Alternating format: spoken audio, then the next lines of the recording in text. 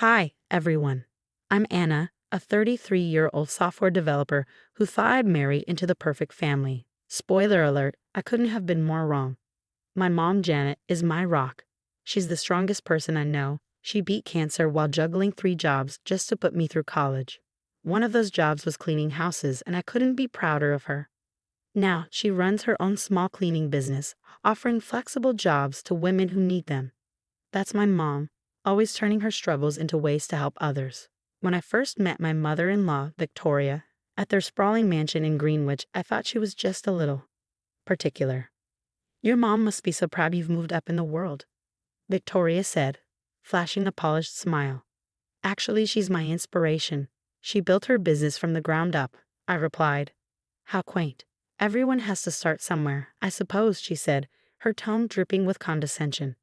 Though some of us were fortunate enough to start at the top, I should have recognized the red flags then. My husband James isn't like his mother. Babe, don't let her get to you, he'd say after one of her cutting remarks. Mom can be particular. She did the same thing to my college girlfriend because her dad was just a dentist. James' sister, Emma, was more direct. Oh, that's just how she is about status, Emma told me over lunch.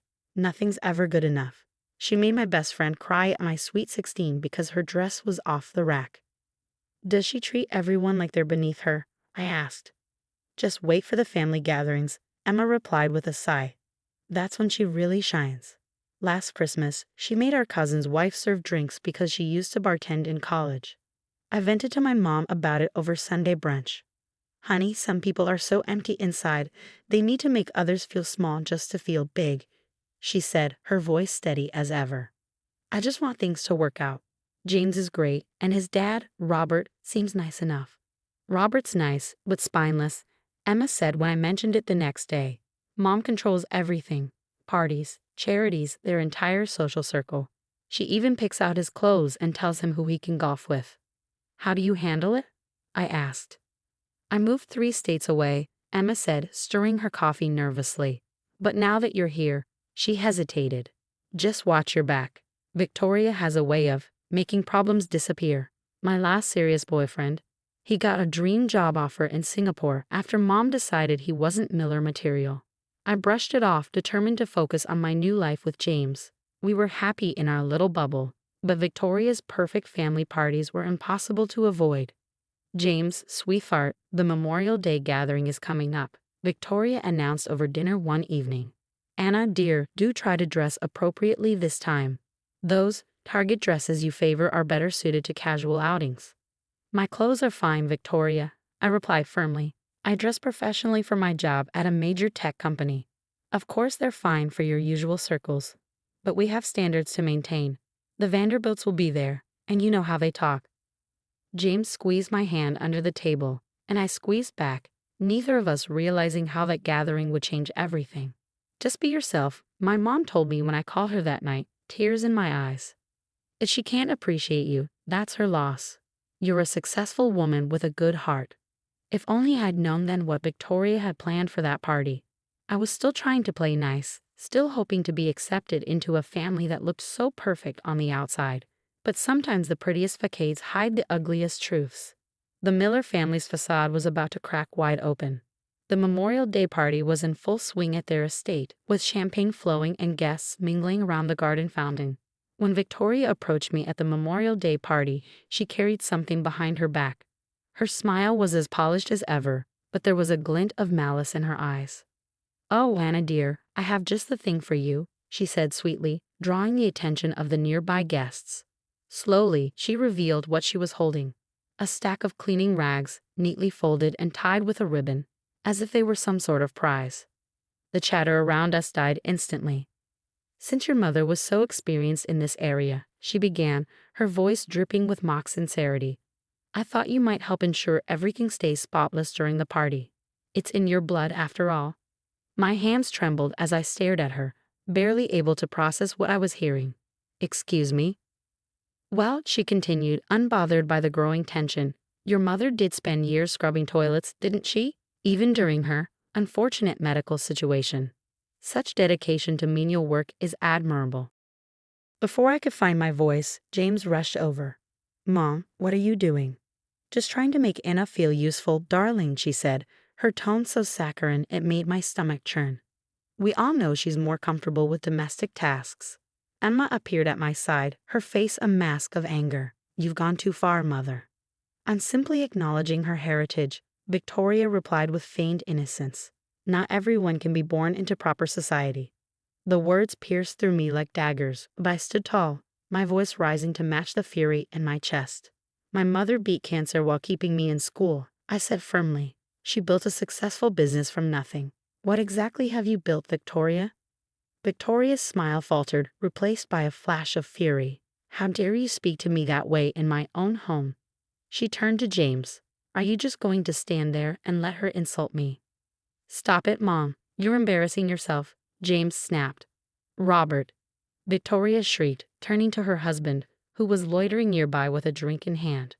Come control your son. Robert wandered over, looking more annoyed than concerned.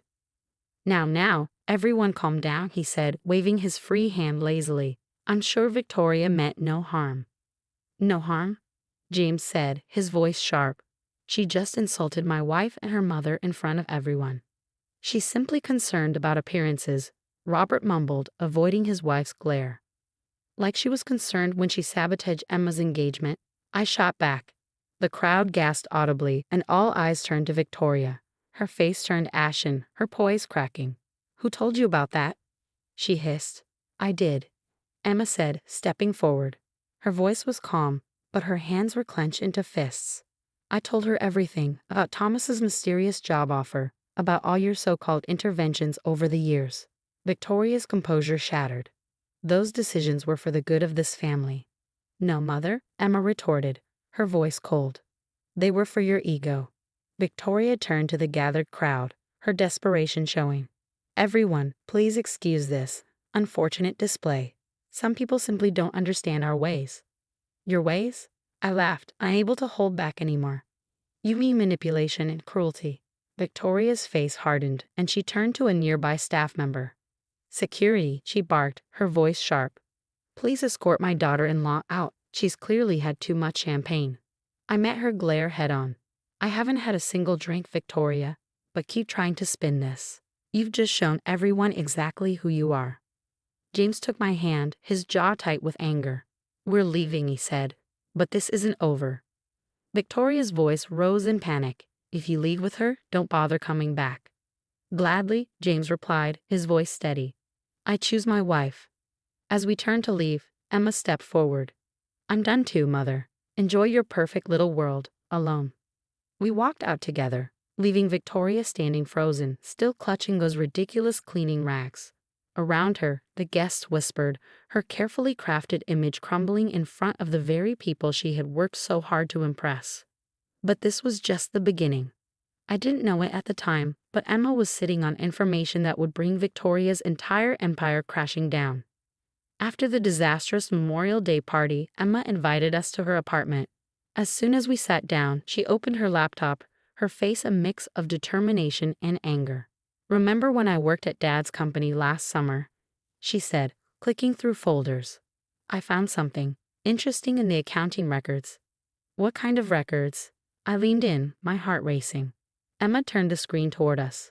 Look at these transfers. Mom's been siphonning money from Dad's company through fake charity organizations she created. James's eyes widened as he stared at the numbers. $500,000. Where's it all going? Emma snorted.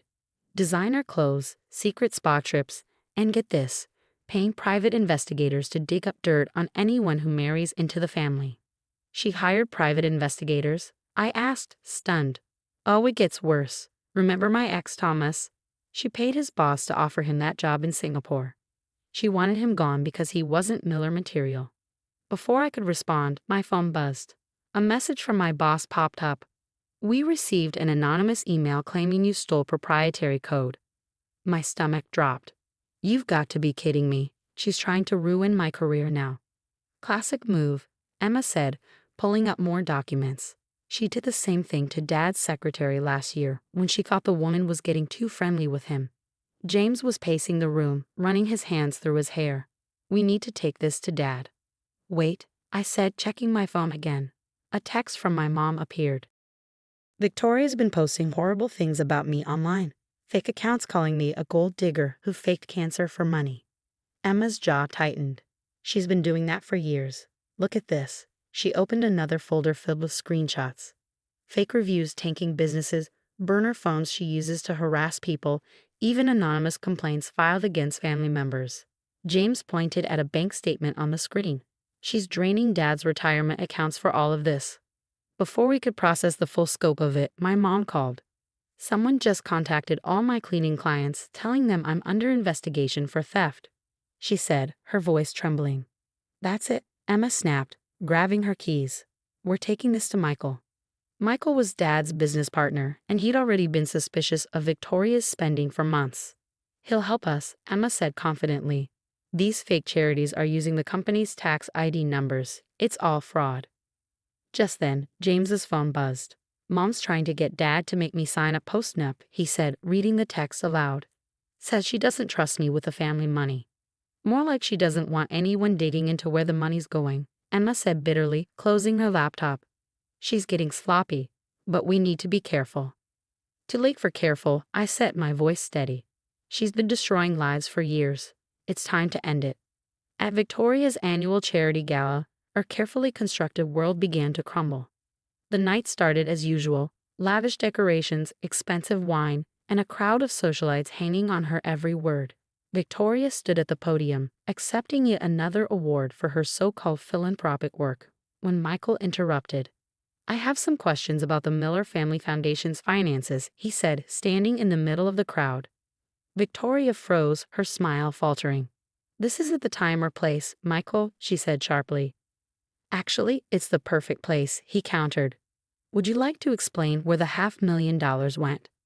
The room went silent as Robert stepped forward, confusion etched across his face. What's he talking about, Victoria?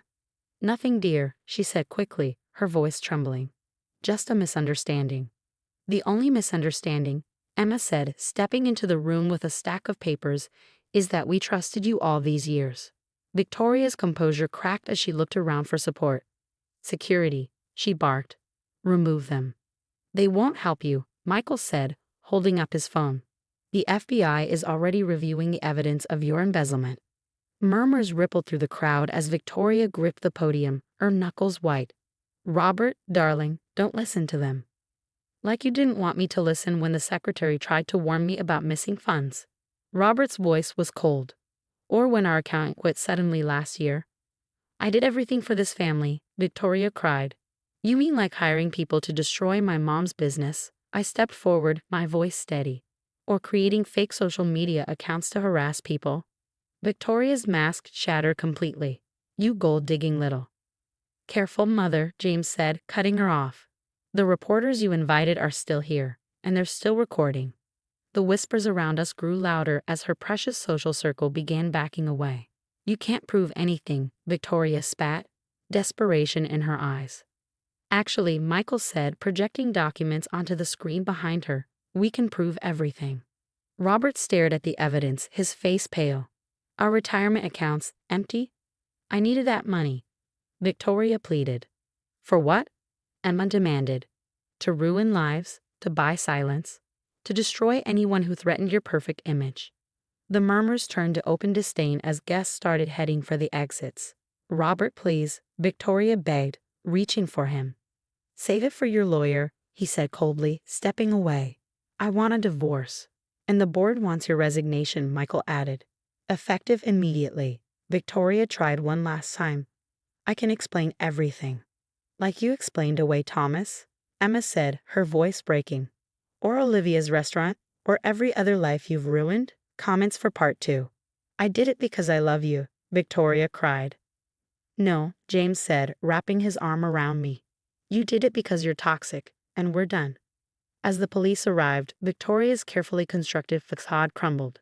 Her social circle abandoned her, her reputation shattered, and her empire of lies exposed.